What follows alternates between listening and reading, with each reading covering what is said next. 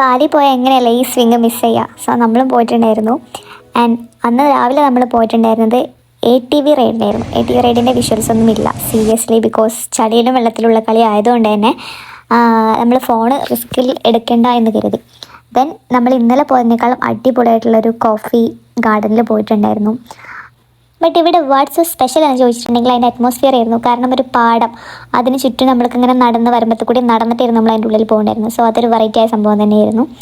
ഇതൊക്കെ raw footages ആയിരിക്കും, ഒന്നും അത്ര സിനിമാറ്റിക് മോഡിലൊന്നും ആയിരിക്കില്ല. ഇവിടെ നമ്മൾ ചായ തന്നെയാണ് പരീക്ഷിച്ചത്, കോഫിക്കുള്ള തീരുണ്ടായിരുന്നില്ല. ദെൻ നെക്സ്റ്റ് നമ്മൾ മൗണ്ട് ബട്ടൂർ ഫേമസ് ആയിട്ടുള്ള ആ വോൾക്കാനോ കാണാൻ വേണ്ടിയിട്ട് പോയി. അതിൻ്റെ ഒരു ഭംഗി എന്ന് പറഞ്ഞെങ്കിൽ ചെറുതല്ലായിരുന്നു. അതിൻ്റെ തൊട്ടടുത്ത് തന്നെ വേറെ വോൾക്കാനോസും കാര്യങ്ങളൊക്കെ ഉണ്ടായിരുന്നു. അവിടെ നമ്മൾ ഒരുപാട് സമയം നിന്നു, നല്ല കാറ്റുണ്ടായിരുന്നു. അതുപോലെ നമ്മളിവിടെ ബീച്ചിലൊക്കെ പോയിട്ടുണ്ടെങ്കിൽ കച്ചവടത്തിന് വേണ്ടിയിട്ട് പുറകെ നടക്കുന്ന ആളുകൾ, അതുപോലെ നല്ല തിരക്കുള്ളൊരു സ്പോട്ടായിരുന്നു. ഒരുപാട് ടൂറിസ്റ്റുകൾ വരുന്ന സ്ഥലമാണെന്ന് തോന്നുന്നുണ്ട്.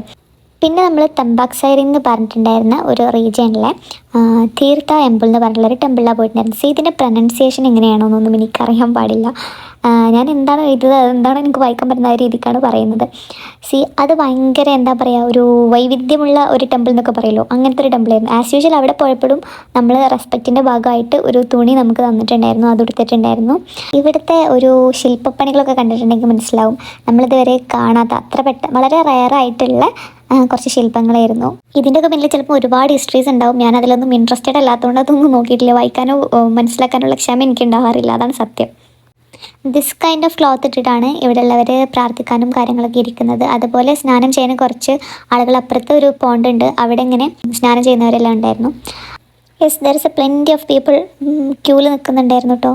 ഷോർട്സിലധികം കേൾക്കാനും കാണാനും മാത്രം ഉണ്ടോ എന്നൊന്നും എനിക്കറിയില്ല. ഞാനിതെല്ലാം ഡോക്യുമെൻ്റ് ചെയ്തെക്കുക എന്നുള്ളൊരു ഉദ്ദേശത്തോടെ ചെയ്തൊരു കാര്യമാണ്. That's it. Thank you for watching.